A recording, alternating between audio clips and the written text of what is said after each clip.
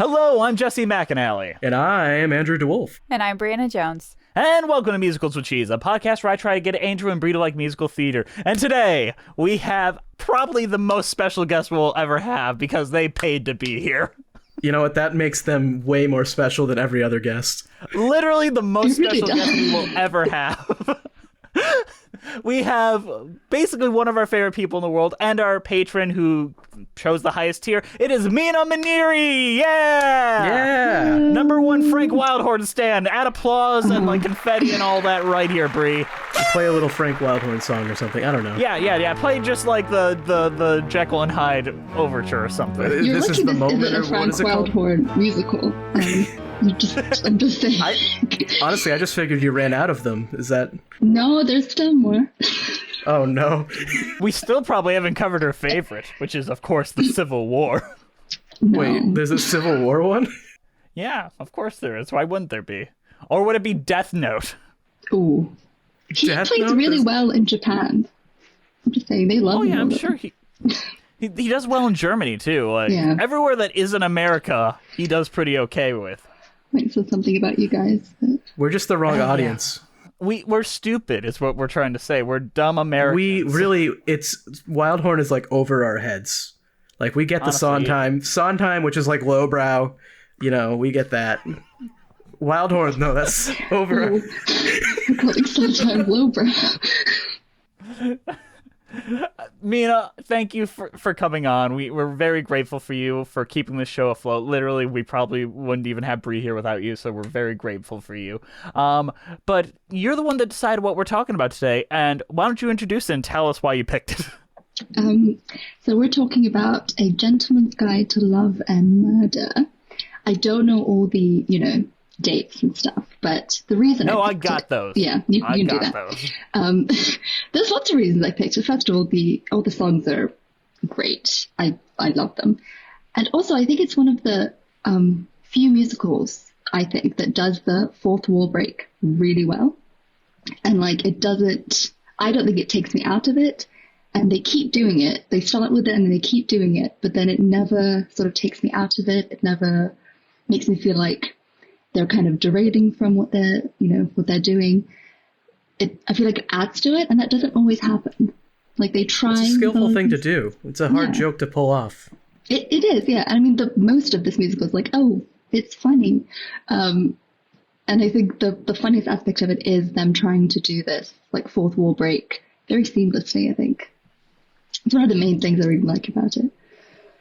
I love it. I love that little prelude, that very sincere prelude before us horrible Americans tear it down. But play the music, Bree, and then we'll talk about what happened. If you love a Broadway show with positive values, virtuous heroes, and dignified leading ladies, then by all means do not see A Gentleman's Guide to Love and Murder. However, if you would like to see the Tony winner for Best Musical, then for God's sake, go snag up a ticket. A Gentleman's Guide to Love and Murder, the Tony Award-winning Best Musical. It's a little bit wrong, but oh, so dreadfully right.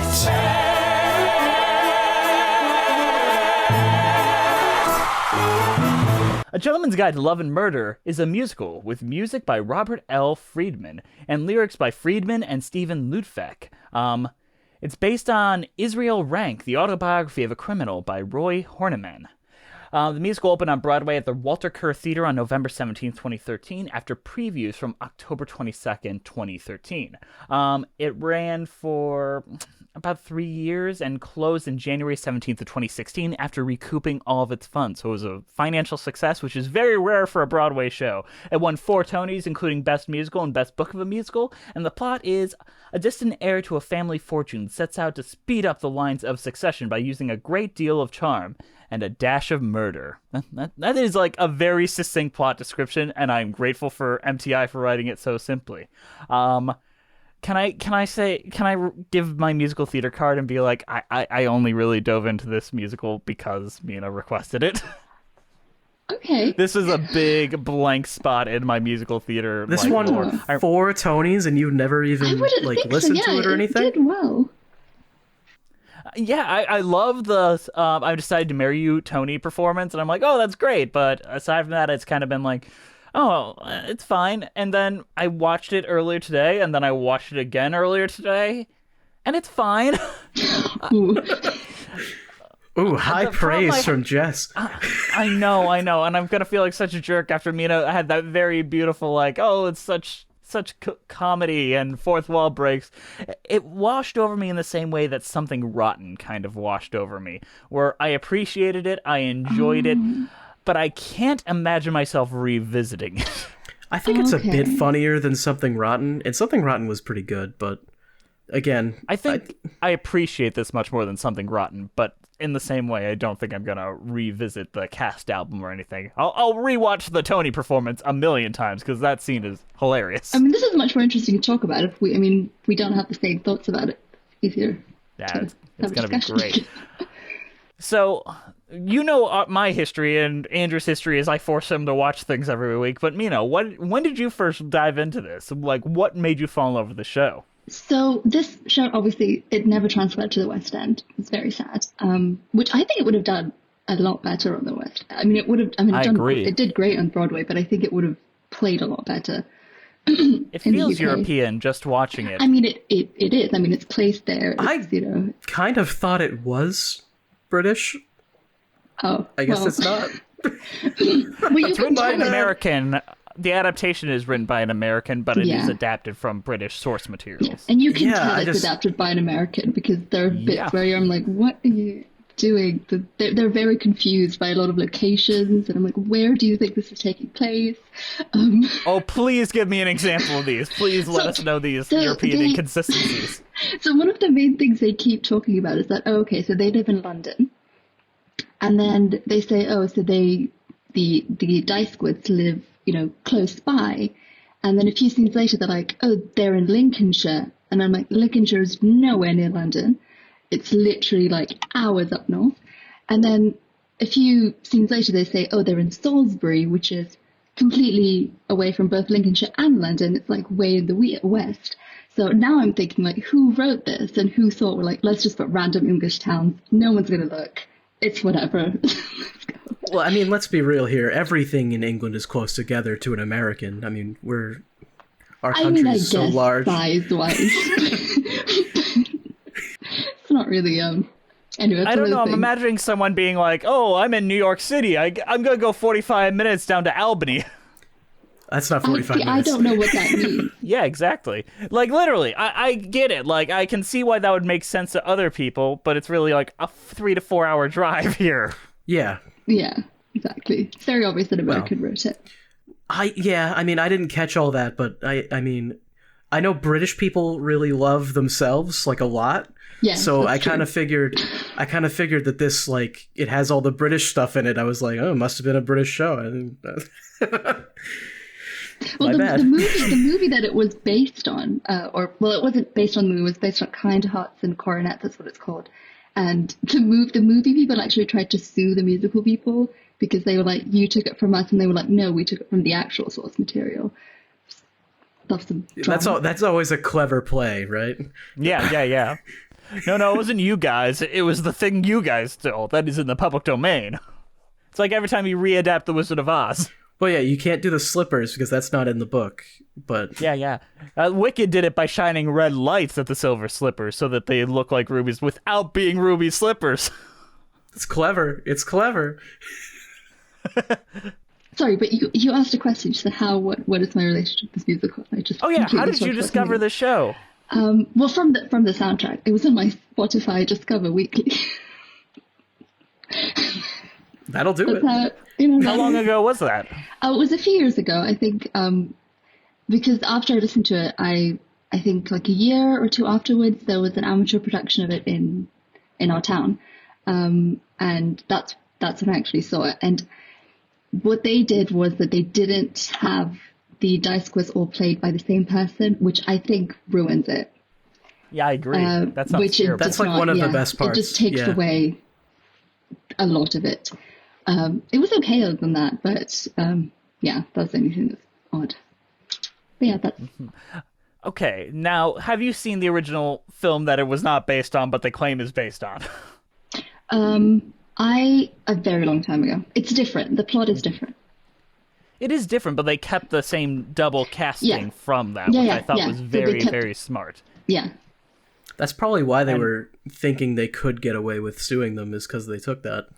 Then again, double casting is very common in musicals. You know, I can see the legal case. Like, I don't see why you guys think it's so specific. Is casting 8 people as the same guy very common?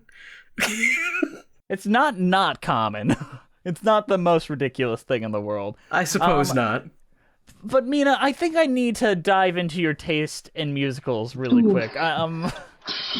This isn't a negative or positive, but no, it's fine. You tend to be the one that will defend the underdog in musical theater. Like, going by your request in us, there is not a consensus. There is like the Frank Wildhorns, which are the obvious choices for you, and has become a meme within our show that you're always requesting Frank Wildhorn. But then you'll throw a monkey wrench into something and just throw How to Succeed in there.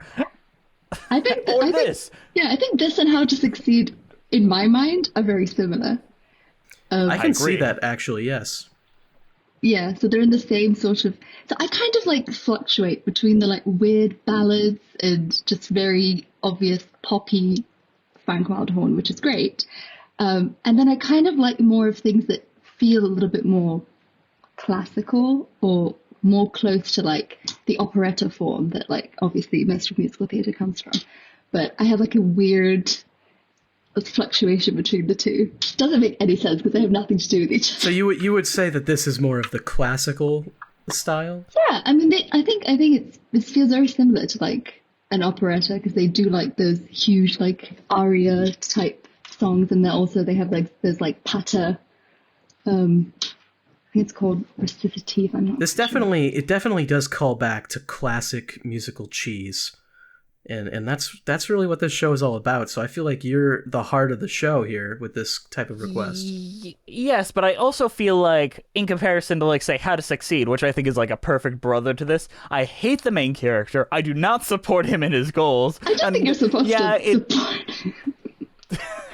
But part of you is kind of like, man, like, I kind of hope he kills these people. And a lot of these jokes in this show, despite it only being, like, a couple years ago, like less than 10 years ago, have not aged great. We could talk, yeah.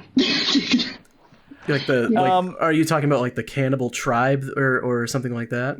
Yeah, or maybe the representation of gay people, like a lot of things. Yeah, that one was not great. That was a pretty long scene too.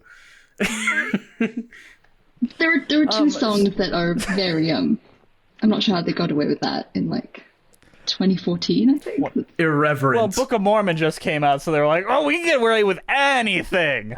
Ain't no one gonna say nothing about us with Book of Mormon on stage. To be honest, they're kind of right.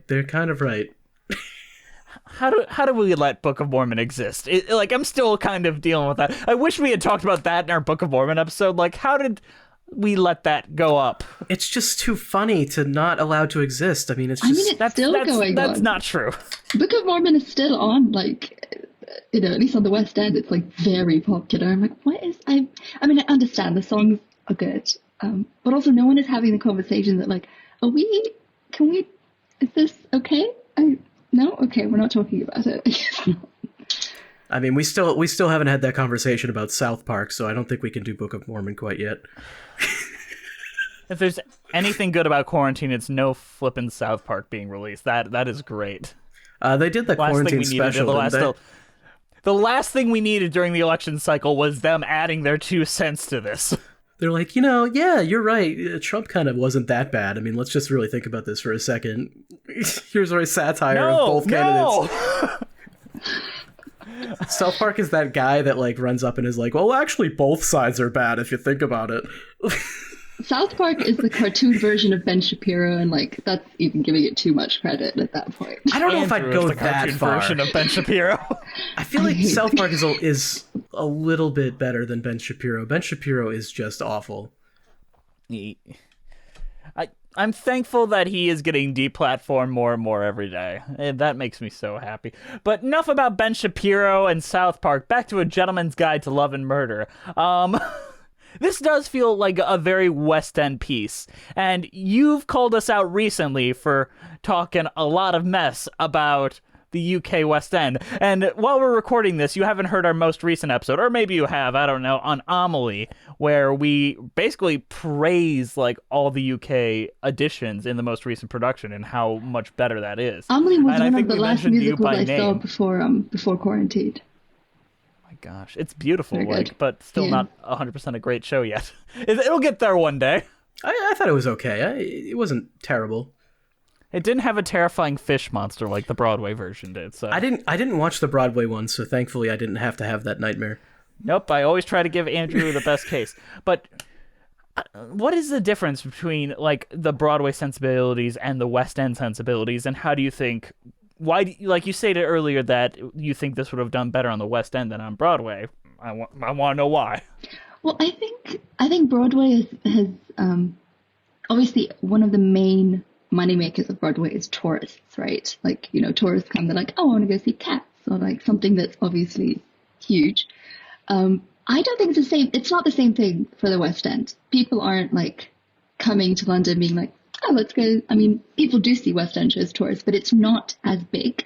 So most people seeing West End shows are people who either, live there or like go to London once or twice a year to watch the shows.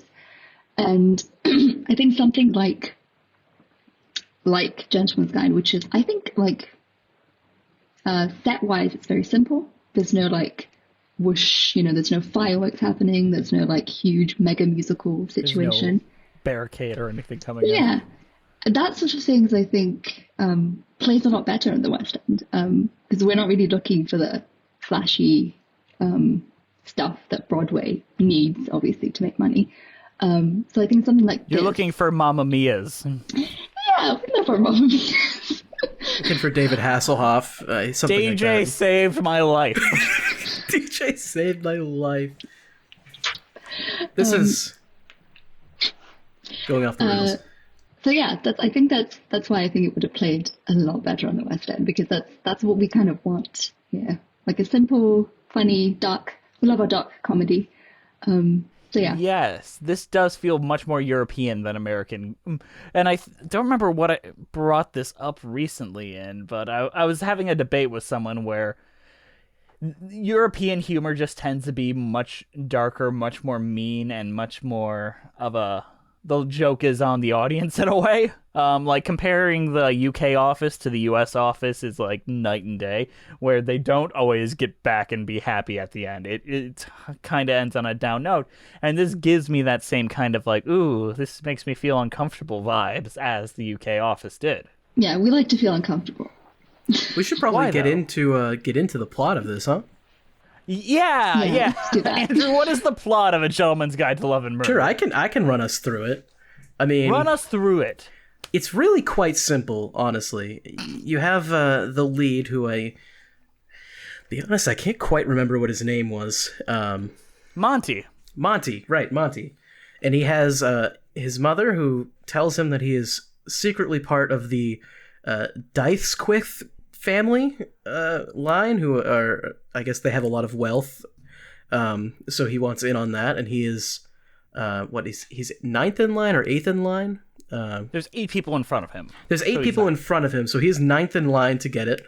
And he decides that he's just going to kill all of them to get all the money.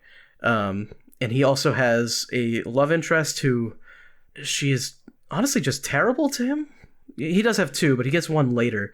And the one, he decides to start killing people to impress her, because she doesn't really seem to like him at all, unless he's rich. And then one of the Dythesquith people that he kills has a wife, and he falls in love with her as well. Phoebe. Okay. Pause for a second. Are we on Team Sabella or Team Phoebe? Absolutely Phoebe. I think Sabella is just terrible. I don't know. Sabella. She's Team Sabella. We've got a rift here.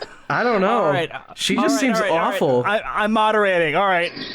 Mina, 2 reasons why you're on Team Sabella. Andrew, 2 reasons you're on Team Phoebe. Okay. Mina, you're first. She's really smart.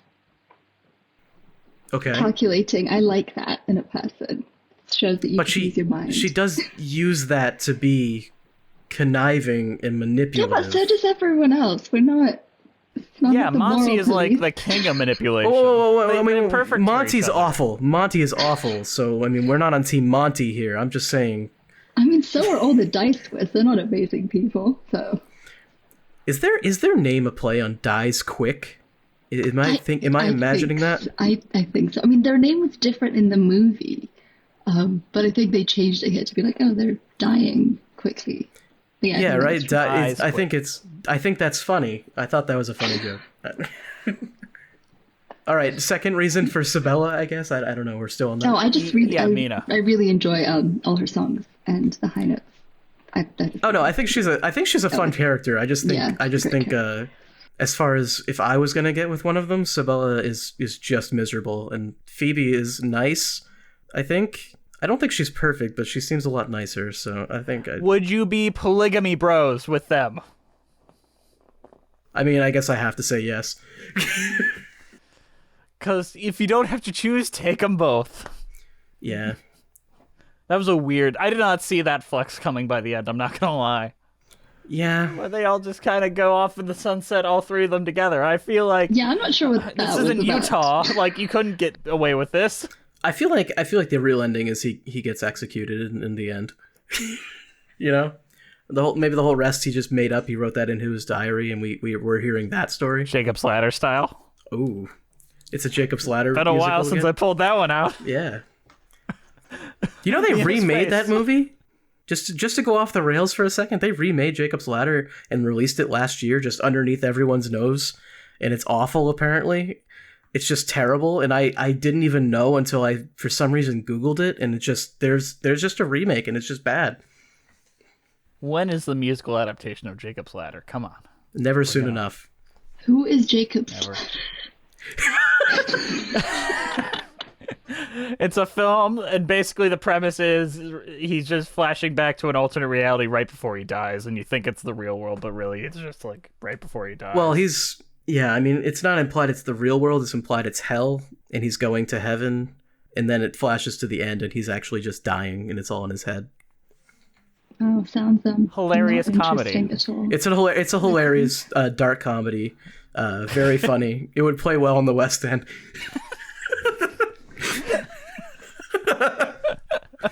I mean, is this what you imagine it would be like to be involved in these conversations?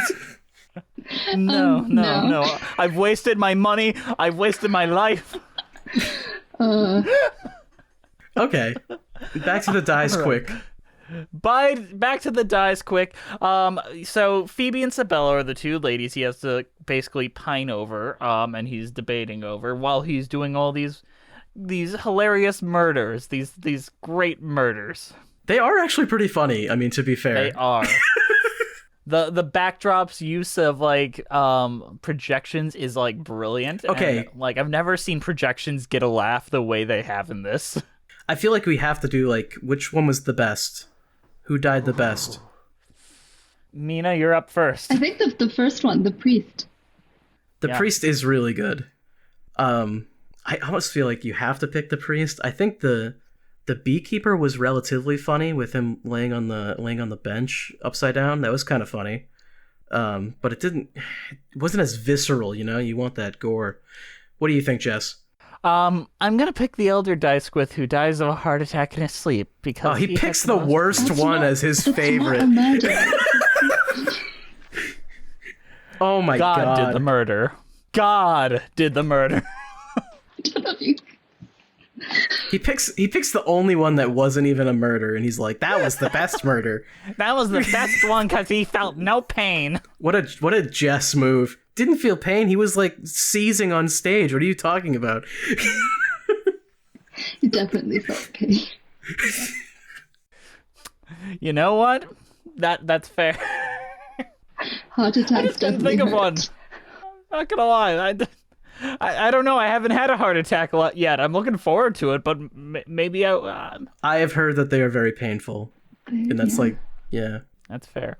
I mean, I'm job, gonna Jess. believe Mina. She is the scientist among us. Good job, Jess. You picked the worst one as your best because it's so painful. All the other ones died painlessly of getting stung to death by bees or falling off of a tower. Oh my god. They either died like Frollo or they died like Macaulay Culkin and My Girl. All right. I'm just saying they're not the most original things in the world. Dying of a heart attack? Man, it's just so unexpected that you gotta give claps. I think they had some funny deaths. I don't think they did many original ones. I think the one with the ice was pretty cool, cutting the hole in the ice and they fall in. Pretty clever. I like that. I mean, that was the most unbelievable. I'm like, what they just walked right into that. They're like, oh, that's... Well, yeah, they walked it right into it, and two, they were on a frozen lake with nothing, like nobody else there, and they didn't notice him cutting a hole in the ice while they were skating on it. Thanks for explaining what happened. It's a little bit unbelievable Andrew. he didn't get caught, like, with any of these. You know what? This show about love and murder, like this goofy show, it breaks my verisimilitude, and honestly, 0 out of 10. There's some major plot holes here, guys. Plot hole. My god, I didn't know this was The Last Jedi. Oh my god. The liberal propaganda that is A Gentleman's Guide to Love and Murder. Oh man, what do we think of the love triangle and how that plays out? The love triangle. I think it's interesting because one of the parties obviously doesn't even know a love triangle's happening. Phoebe's just like around, just like, let's just get married. And I think it's just really odd because like Sabella's obviously married, and yet she like gets annoyed when he wants to get married. It's like, what's the end game? Well, that just kind of goes back to Sabella being a bad person and not being the right choice. Okay, she is a bit of a callous person, but I respect the hustle. All right. I did not expect that to be the next words out of your mouth, and I am so glad they were. Jess, you have to pick a side. You're like a third person here. Oh, Phoebe, but for like purely aesthetic reasons. I like brunettes, so. Really? Jess has the worst opinions on this show. Can we just accept that? I do. Well, there's really not a ton to say about the plot of this because it's very straightforward. Did we actually finish the plot? Did you go to the end? Oh yeah. Sorry, Oh. I'll get the very end because I didn't cover the very ending, which I think is interesting and worth covering. He gets caught for a murder he actually didn't commit. Somehow he gets caught for the only one he didn't do. Oh, irony. Curse you, stars. Yeah. So he ends up in prison and he writes down everything that he did and confesses to all of the murders in his love triangle in his notebook. And meanwhile, Sabella and Phoebe both go to different inspectors, or like an inspector and a judge or something like that, and give a story that actually the other woman did it. So Sabella's saying Phoebe did it, and Phoebe's saying Sabella did it. Which I don't understand how that works. Why would that then make him go free? Because now I have more questions. It makes him go free because that's the funniest ending they could think of. Because American Broadway musical. You know what? I'm surprised it didn't end with like a proper court case because it is American Broadway musical, and that's like how they all end. They could have had a whole like court situation. They should have ended it like The Fountainhead or Atlas Shrugged, and he just goes into court and argues that what he did was the right thing because it made him a lot of money, and then they let him go. Bravo. Directed by Zack Snyder. Okay, so then he speaking gets... of Zack Snyder, let's compare our opinions to those of the New York theater critics at the time that this came out. It's time for everyone's favorite segment of the show. It's time for previews. It's time for previews. It's time for previews. Charles Isherwood of the New York Times said, despite the high body count, this delightful show will lift the hearts of all those who've been pining for what sometimes seems a lost art form. Musicals that match streams of memorable melody with fizzling, witty turns of phrase. Bloodlust hasn't sung so sweetly or provided so much theatrical fun since Sweeney Todd first wielded his razor with gusto many a long year ago. Also, Ben Brantley never properly reviewed it, and his quote is kind of boring, but he's like, yeah, the show was fun. That was literally his opinion on it. So I was like, he never has any proper opinions, right? He's just like, yeah, I hated it because of I hated it. It was bubblegum The thing pop. is, the funniest ones are diving into his wild horror reviews, where I think like the teeth are way out. He doesn't like wild horn. It feels like a vendetta he has, like, how dare you be popular but not be good.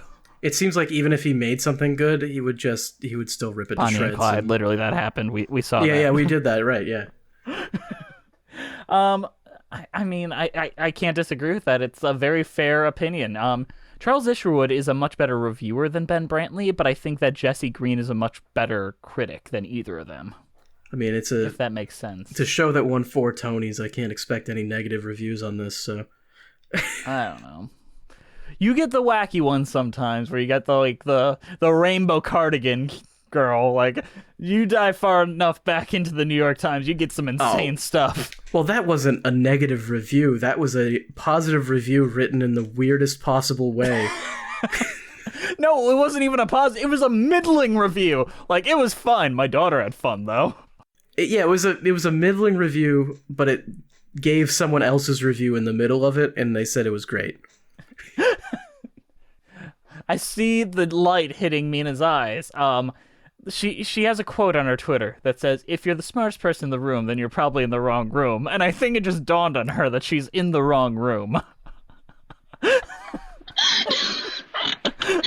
Everyone memes on me for that quote. All the time. And that's why I'll never remove it. What a quote. It's pretty good. It is a good quote to make fun of someone for. It's okay, that's a fair punch. I'll take that. Yeah, it's not even a punch. It's like, wow, she really... You need to get into a better podcast than this, Mina. I need a better room. Get me... Get me out of this room. Speaking of getting out of this room, we need to go into a mid-show announcement and get paid. All right, are we ready, team? Oh, we're ready. Oh, we're ready.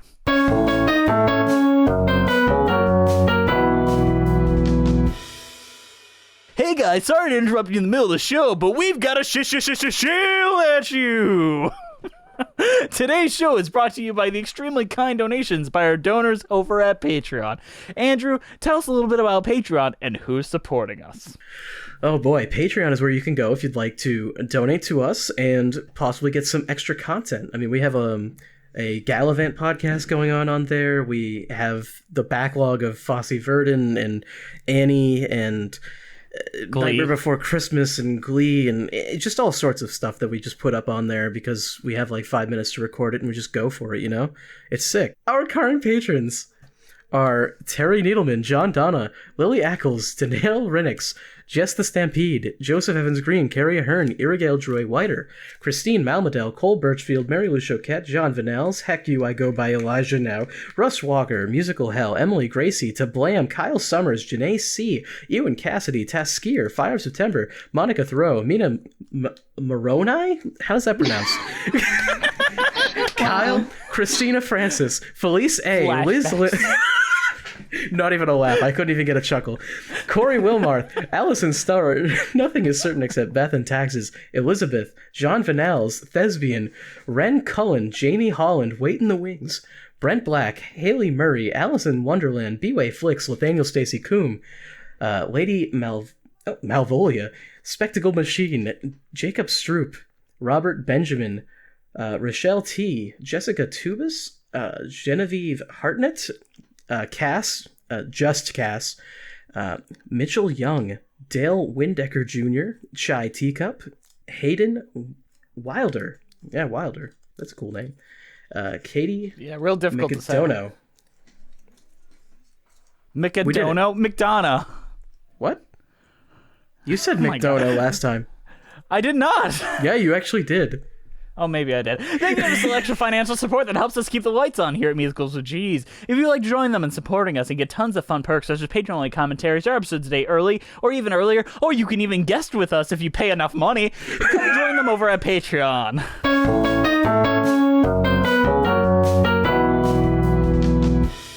The music. the music. All right.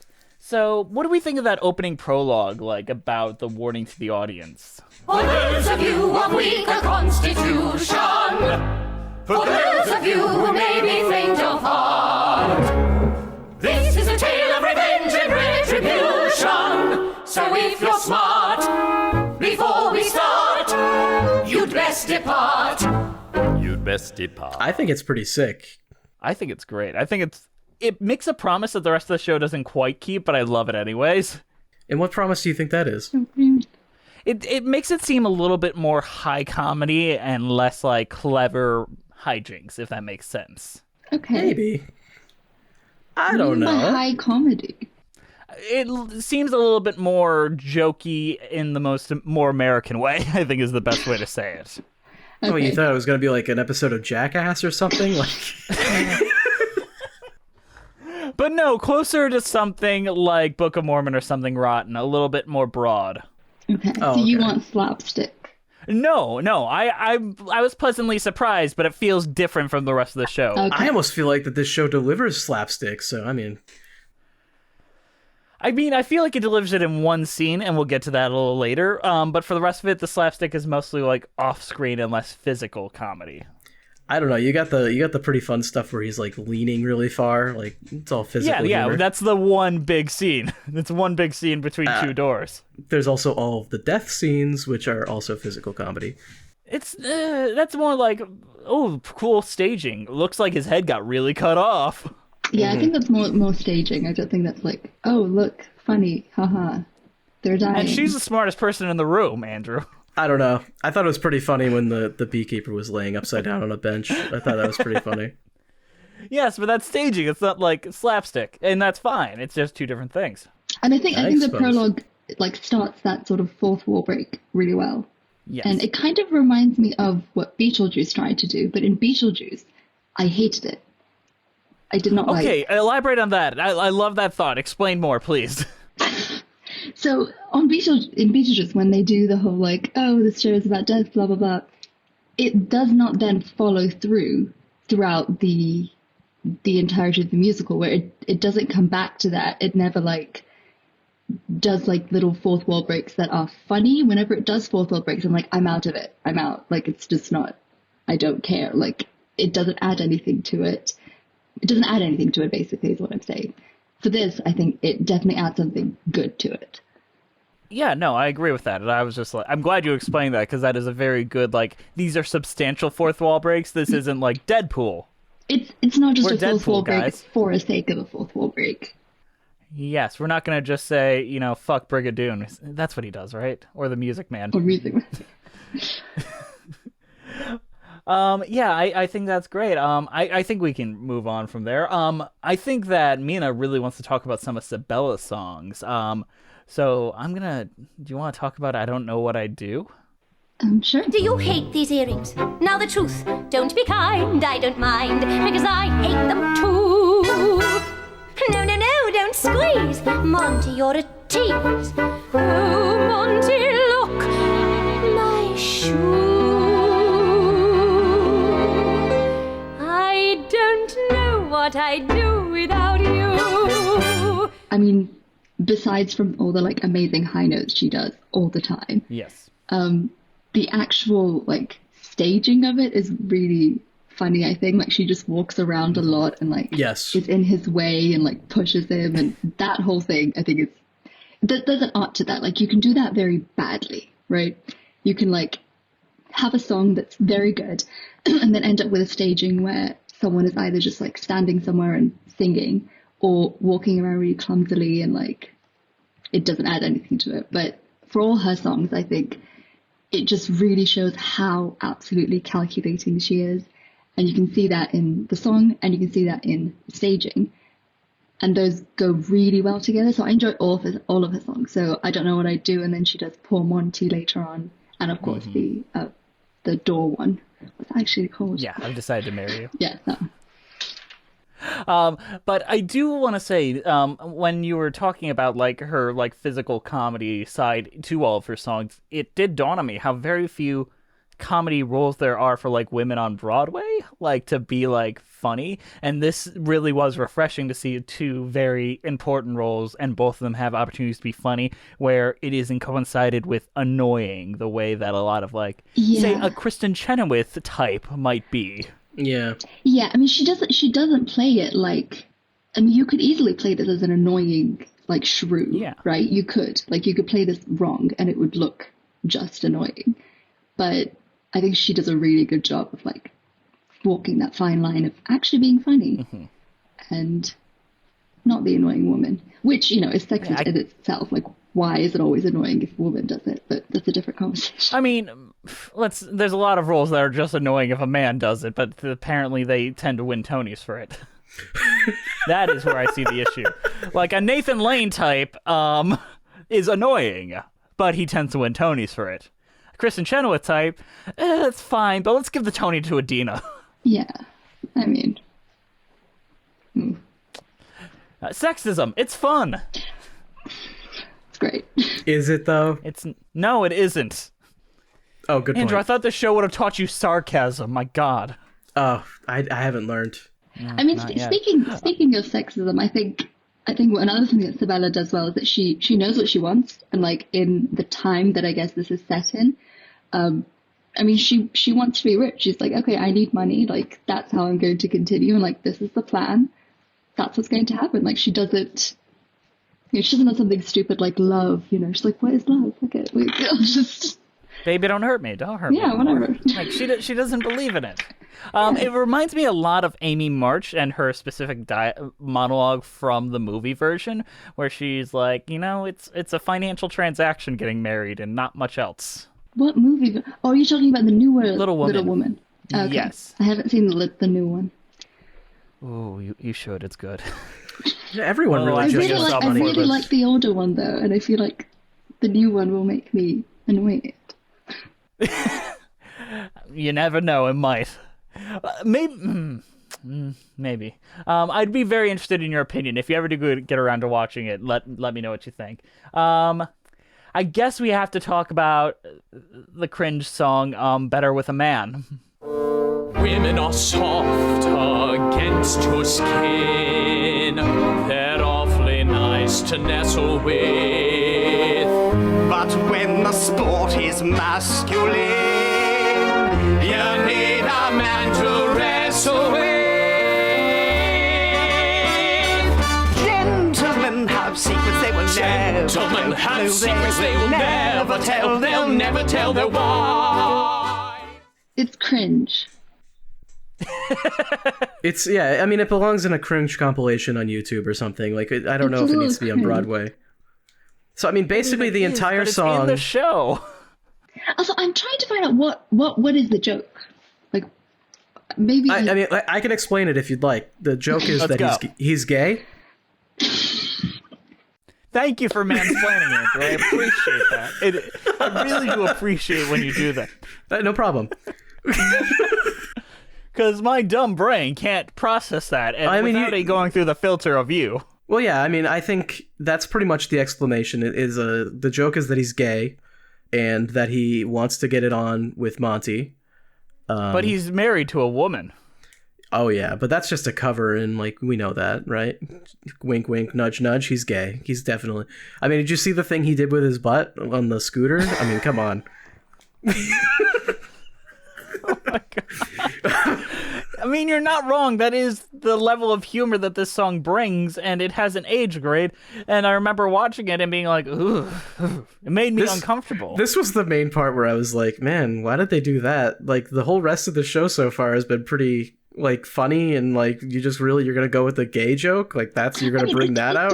It doesn't really add anything to it, right? But it doesn't even, like, I realize they're trying to show all of the dice as being, like, bad people, so you can kind of justify in your mind, like, oh, it's fine, he can kill them.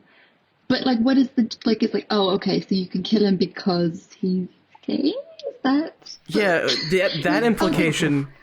The implication of that makes it even worse, because it's like, it's not even just like, oh, he's gay and that's really funny. It's like, oh, he's gay, that's funny, and you should kill him.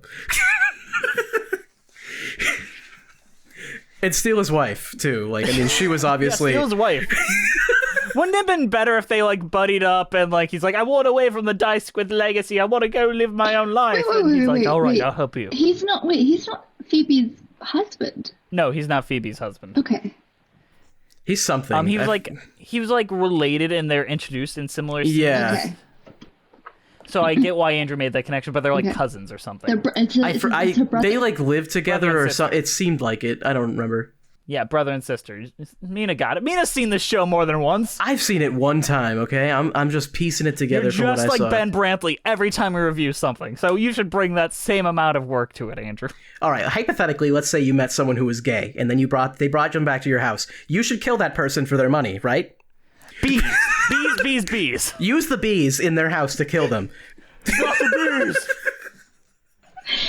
bees! Facts don't care about your feelings. All right. Let's talk about I've Decided to Marry You, which is, in my opinion, the best song in the entire show. I've decided to marry you. I've decided to marry you. I've decided though Henry's gone that life goes on for me. I have thoroughly thought it through, and the man that I want is you. Though it's true there are quite a few who strongly disagree. Nonetheless, I will marry you. I confess that I'm frightened too. But unless I am wrong, you long for love as much as I think the staging alone is like just a whole nother level above everything else. I don't know. Mm-hmm. Like, you see the minute like the curtains open, you see those two doors, and you're like, I know where this is going, and you get excited. It's really funny. And it's well shot. Well staged. So well. I mean, it's super so good. Beautiful. I think everyone just really likes the song. There's nothing to. I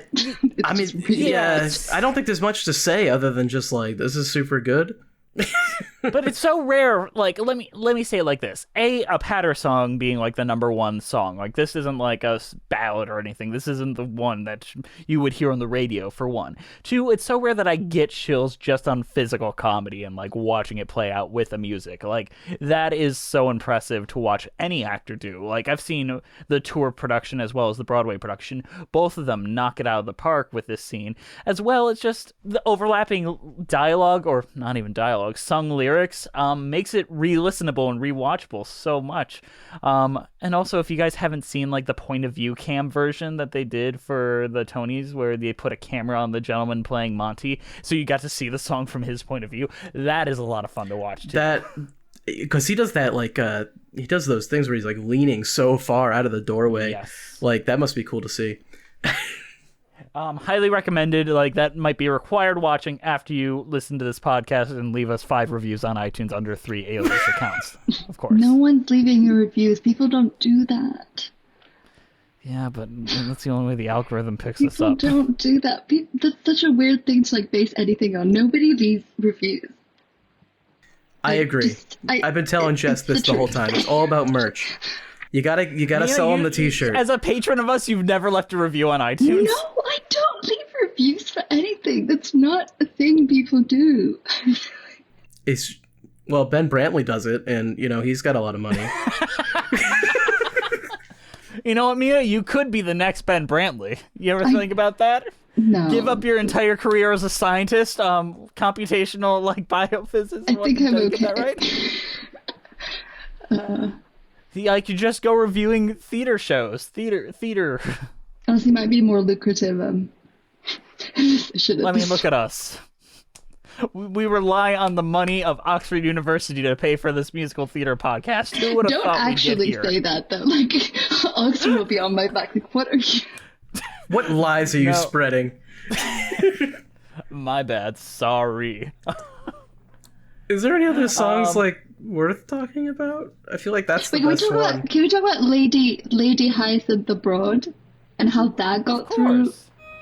Will populate an orphanage in Cairo with foundlings from the reeds along the Nile to watch a creature grow, to swaddle it and know the joy of its pathetic little smile. The news will travel soon enough to London. Our selflessness will meet with great acclaim. The sniping will be stilled and the empire will be filled with homes for bastard children in my name. Like, that's racist. We're on, like... Oh, you mean the... Yes. Yeah, I mean, yeah, I agree. Song. Absolutely. I don't know how... You raise a fine point. Well made. In 2014, they were like, we can do this. We can do this. I mean, Book of Mormon got them all like big and haughty. Well, they pulled that off. Like, we can do whatever we want. I mean, I even Book of Mormon didn't do the like cannibal tribes thing like that. Didn't they? No, they didn't. They did accents. He did accents. It's just why it doesn't add any. Like these are the points of this musical where I'm like, it's a recent musical, and the fact that this kind of stuff still gets through is a little bit sad because it's a bit of it's a joke you'd expect in like the 50s. Yeah, and like these are the bits where I'm like, but why? Like, you didn't need this. Like, you could have done it without the bits at the end where you're like, is that? I guess okay. Well, can I tell you the most cringe part of that entire scene for me? In both bootlegs, I watched the audiences were laughing their asses off, and that was like, I don't think people think about that type of stuff. They don't like they're just like, oh well, a cannibal tribe. That's a it's a common so trope. in your face though. It's not even like subtle. She's just there, like doing a weird African accent. I'm not even sure that's like. I can't even like what even is an African. It was weird. I was like, what? I don't know. It was bad. Man, the whites are at it again. Doing what they do best, ruining something good. I mean, I appreciate that this person played 8 different people and did it really well. Like, the quick changes must have been wild. But yeah. You know what song I like that we didn't mention is I Don't Understand the Poor. I thought that was a really funny song. I don't understand the poor. I don't understand the poor. The lives they lead of want and need. I should think it would be a bore. It seems to be nothing but stubbornness. Now what's all the suffering for? To be so debased is in terrible taste. I don't understand the poor. I know it's like barely relevant. It's not like a plot song or anything, but I thought it was really funny. It is a plot song because it like pushes you to be like, it's okay to kill these people. Yeah. I mean, it's like the introduction of the big bad at the end is the last one to die. It's also Squid. He's got the red suit, which is really cool, and he carries that like whip with him, like. It's great, and then he just talks about how he doesn't get that the poor don't have money. It's really confusing. That's really funny, though. I think it probably accurately describes how some rich people actually think. All rich people think. They're like, man, I just don't put themselves down at their bootstraps and pull themselves up. Yeah. They would be rich like me. I just don't get poor people. Why don't they just make more money? Just work. What's so hard? Yeah, I'll hire you, and then you can have some of my money, and then you'll be as rich as me. That's how that works. No, the way you get rich is start a podcast. That's true. We're rolling in it right now. Don't give people that advice. Totally That's not good advice. Don't do that. It's terrible advice. Don't do that. We don't have to give that advice because everyone already has a podcast. Don't worry about it. Everyone does. You're right. Everyone and their Especially mother. in a COVID universe, everyone just started a podcast. Like, I don't understand why everyone thought people needed to see them speak, hear them speak all the time. Like, we don't. Look, you're making us feel bad, okay? You don't need to be this hard on us. That's what I pay for. I can be hard on you. All right. The podcast is canceled, guys. This is like a bad ego. Like, I'm not feeling it anymore. Yep, it's over. You know, we did podcasting before everyone did podcasting. Have we talked about everything that we wanted to talk about on this one? I think don't so. have much I more. think we've hit the hour mark. We have to have talked about everything we want to talk about because no one wants to stay in a podcast much longer than an hour. So, everyone, my wonderful friends, what is our overall thoughts on A Gentleman's Guide to Love and Murder? Mina, you're up first. And also, don't forget your cheese rating. Oh, I have my cheese. Overall, I think I've already kind of said it. I really liked it. Like, I think everyone should listen to the cast recording. I know Jess doesn't really like it, but it's really good. There are like some really, really good songs, especially anything that Sabella sings. I like have those on repeat a lot. The songs are really good. The staging is really simple, and I like that. It's not in your face, and it's kind of funny. Like, it's fun. That is as nice a summary as I've ever heard. So what cheese do you connect with? I have it's called Lincolnshire poacher cheese, because apparently this is where this takes place, which again makes no sense because Lincolnshire is like hours away from London, and they seem to go from London to wherever these Dice-Cliff people live very easily. Apparently it's cow's milk. It's made of cow's milk, and it matures for 24 months. I've never tried it, but, it's topical, so. It's beautiful. That's a good cheese rating. Good cheese rating. Juliet Antonio, give her a smiley face emoji and then the muscle emoji to show how strong that answer was right next to it. You can't tell the keeper of the cheese how to keep the cheese, Jess. Yeah, I can. I can do whatever the hell I want. All right. Andrew, what are your Fair overall enough. thoughts on your cheese rating? I thought it was pretty fun, honestly. I mean, I've only seen it one time, but it has some fun music in it. There's really great staging and some good jokes. There's some problem spots, but, you can get through it. If you can watch Book of Mormon and laugh, you can definitely watch this and laugh. So, I don't know. Pretty good. I would check it out.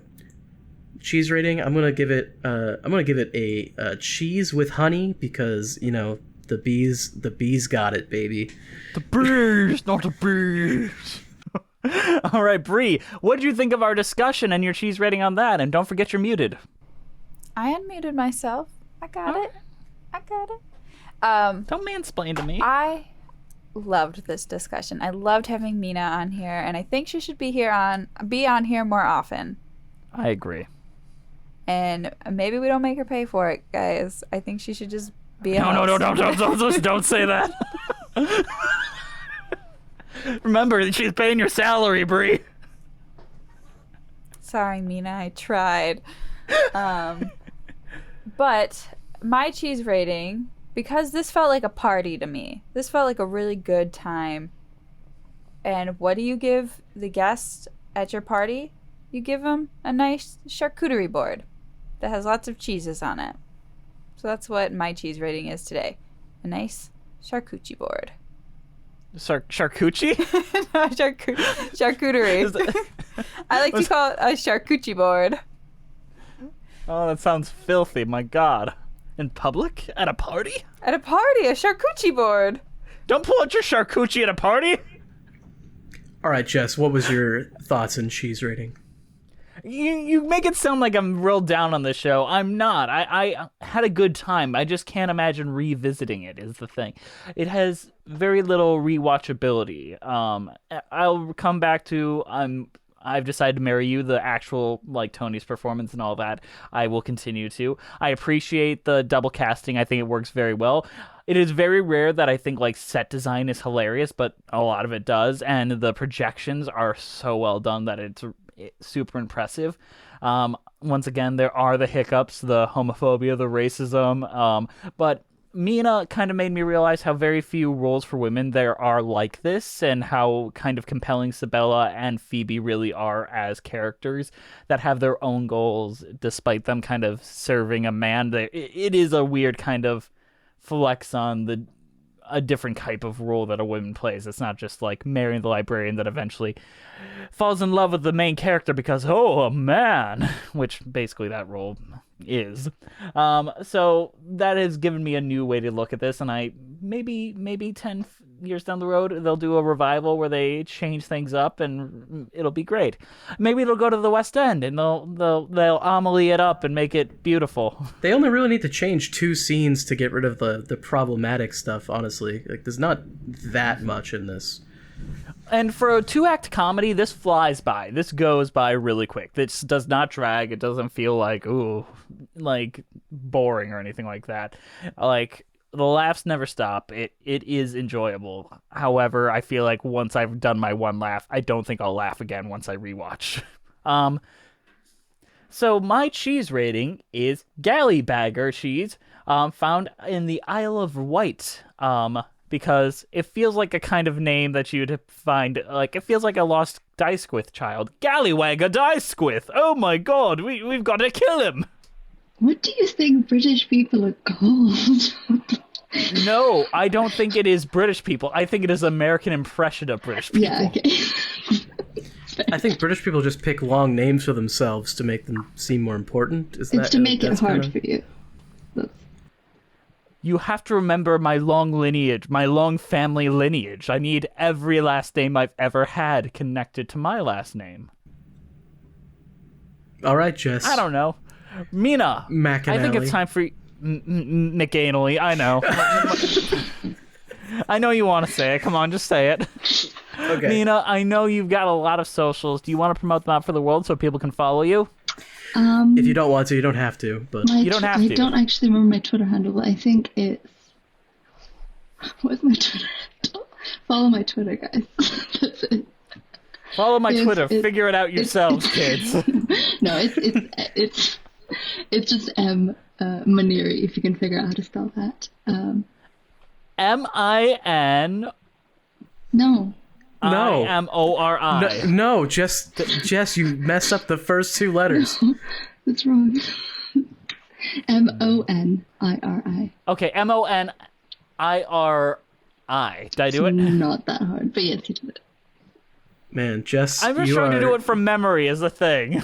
Wow, you remembered very poorly. I remembered poorly. I got there, though. The important thing is I got to the end of the race. I participated and I got the little trophy. Slow that's and the American steady way. wins the race, Jess. You know, That it's okay. is the American way. We all get a trophy. Yeah. Not all of us can, go to Oxford for computational biophysics, neuroscience. Jess, you are the worst. Let's end this episode. Mina, thank you for joining us. Sincerely, you are always welcome here. If there is something you want to talk about as opposed to, request, always feel open to suggest it. Don't tell any of the other patrons, though. You're our favorite. Speaking of favorites, thank you guys for listening. Please follow us on iTunes, Spotify, Stitcher at Musicals with Cheese. Our Twitter is Cheesy Musicals. Our Patreon is Musicals with Cheese. Instagram Musicals with Cheese. YouTube page Musicals with Cheese. We have a Patreon-only podcast called Patreon with Cheese, where we cover things like Gallivant, Glee for a little bit before I got sad.